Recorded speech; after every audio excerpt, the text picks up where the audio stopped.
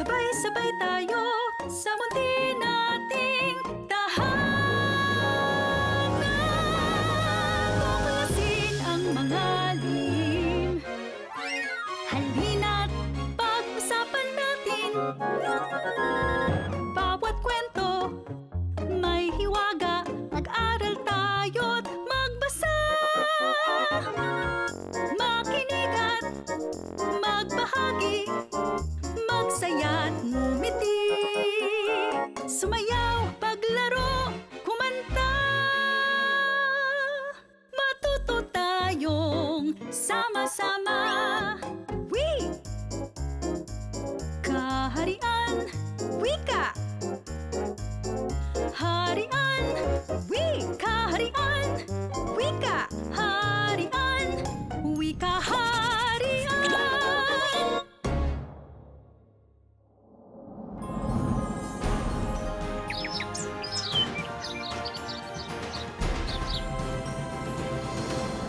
Magandang araw!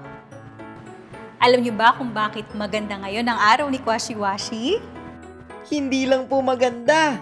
Maganda po. O sige, sabihin mo na sa kanila kung bakit magandang araw mo. Dahil dito, padala po sa akin ni Lolo. O, napansin ko nga na parang kaninang-kanina mo pa gustong buksan yan. Eh, bakit? Nasaan bang lolo mo? Nasa malayong lugar po siya, Ate Michelle eh.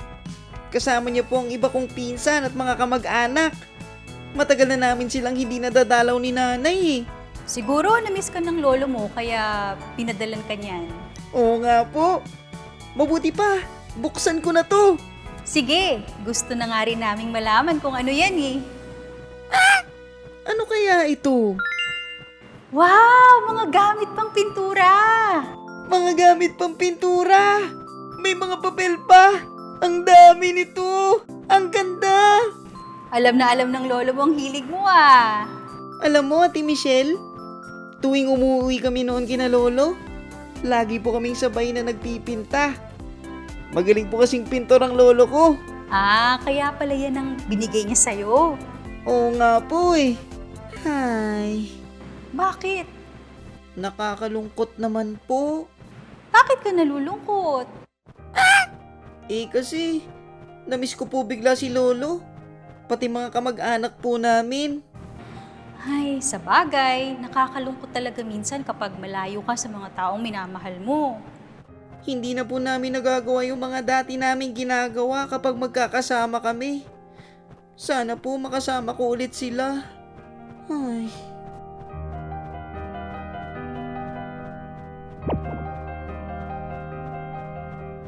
Alam mo ba ang ginagawa ko kapag nalulungkot ako? Kapag mayroon akong minamimiss? Ano po?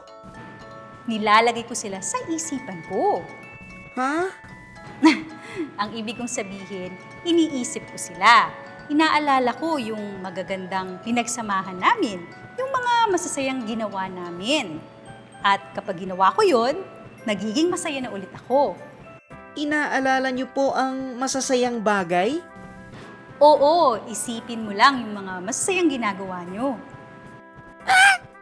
Ginagawa po namin? Marami po. Marami kaming ginagawa. Ang saya-saya ko po tuwing umuwi kami kina Lolo. Nakikipaglaro po agad ako sa mga pinsan ko. Namamasyal po kami malapit sa ilog. Namimitas po kami ng mga prutas. Tapos, mag-uunahan po kami pa uwi sa bahay. Pagdating po sa bahay, kasama namin kakain ang mga tito at tita ko. Tapos, babasaan po kami ni tita ng kwento. Si tito naman po, magluluto ng merienda para sa lahat. Masarap po magluto si tito. At syempre, si lolo naman po ang nagtuturo sa akin magpinta. Ipinapahiram po niya ang mga gamit niya. Pupunta po kami sa ibang lugar at doon sabay kaming magpipinta. Marami po sa mga pininta ko, tinidikit ni Lolo sa dingding ng kwarto niya. Mas marami pa po yata sa mga pininta ko ang nasa kwarto niya kaysa sa sarili niyang gawa. Marami po sa mga pininta ko, tinidikit ni Lolo sa dingding ng kwarto niya. Mas marami pa po yata sa mga pininta ko ang nasa kwarto niya kaysa sa sarili niyang gawa. Ang saya nilang alalahanin, ano? Oo nga po ate. Teka, oo nga. Masaya na uli ako. Hindi na po ako nalulungkot. Inisip ko lang ang mga masasayang ginagawa namin. O di ba, kapag iniisip natin ang masasayang alaala natin kasama ang ating pamilya, gumagaan ang pakiramdam natin. Kahit po pala umupo lang ako at maghapong mag-isip ng mga kapamilya ko, magiging masaya na po ako. Ha? Maghapon? Opo, marami po akong pwedeng isipin tungkol sa kanila eh. Pero wala ka ng ibang magagawa. At paano na tong bigay ng lolo mo? Ay, oo nga po pala.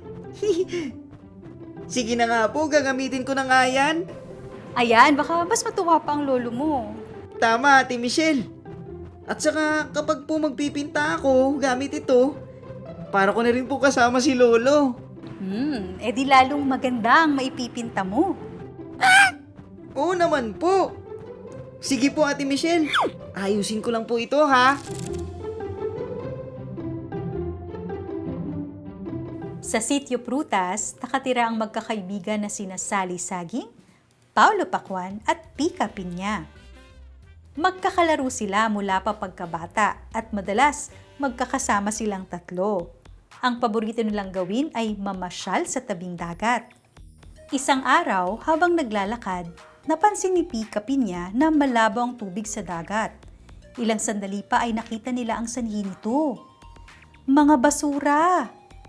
Kakatapos lang kasi ng bagyo at inanod ang mga basura sa tabing dagat. Sinimulan nilang pulutin ang mga basura. Inabot sila ng 1, 2, at 3 oras, pero marami pa ring mga basura. Napaisip ang magkakaibigan. Nagpasya silang humingi ng tulong kay Kapitan Pedro Papaya. Tinulungan sila nitong ibalita sa buong sitio ang problema at dahil dito, sabay-sabay silang pumunta sa tabing dagat kasama ang iba pa nilang kapitbahay. Lumipas ang 1, 2, at 3 oras. Malinis na ang tabing dagat. Tuwang-tuwa hindi lang ang magkakaibigan, pati na rin ang buong Sitio Prutas. Kinabukasan, nakita nila si Lolo Mangga. Inaayos nito ang kanyang bukid. Nasira kasi ang mga pananim dito dahil pa rin sa bagyo. Nagpasya silang tulungan ito dahil sa matanda na. Habang naglilinis, napansin nila na wala nang natira sa mga pananim. Dahil sa awa sa matanda, humingi ulit sila ng tulong kay Kapitan Pedro Papaya. Ibinalita uli ito ng kapitan sa kanyang mga nasasakupan. Nang malaman ng mga ito, ay agad silang nagtungo sa bukid ni Lolo Mangga at tumulong magtanim sa bukid ng matanda. Tuwang-tuwa ang magkakaibigan at nagpasalamat si Lolo Mangga sa mga tulong na kanyang natanggap. Sa isang pulong naman ni Kapitan ay nabanggit nito na dapat handa ang kanilang komunidad sa mga sakuna. Kaya hinihikayat niya ang mga tao na magtulong-tulong sa isang proyekto para proteksyonan ang kabuhayan at ari-arian. Sumang-ayon ang lahat dito at kinabukasan ay sinimulan na ang proyekto. Sa kwento, ipinakita ang pakikipagkapwa. Ito ay ang magandang pakikitungo at pag-iisip sa kapakanan ng iba. Likas sa mga Pilipino ang pakikipagkapwa. Isang patunay nito ay ang bayanihan. Isang kaugalian kung saan sama-samang nagtutulong-tulong ang mga tao sa mga gawain sa pamayanan. Kayo, nasubukan niyo na bang makilahok sa bayanihan? Oh, maayos na mga gamit mo. Magaling. Pero naisip mo na ba kung anong ipipinta mo? Ay, opo Ate Michelle. Magpipinta po ako ng larawan ng aking buong pamilya. Ipipinta ko po ang mga pinsan ko, mga tito at tita, sina lolo, pati na rin si lola. At syempre, isasama ko po pati sina nanay at tatay. Parang kulang. Kulang?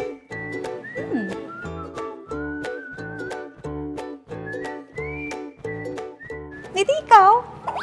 Ay, oo nga po pala. Isasama ko rin po ang sarili ko, syempre. Naku, marami-rami yan pero alam kong kayang-kaya mo yan. Teka, may isa po akong hindi nabanggit. Ha? Sino pa?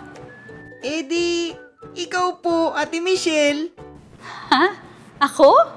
Opo, kasi pamilya na rin po ang turing ko sa'yo eh. Nako, salamat ha. Gustong gusto ko nang makita yung ipipinta mo.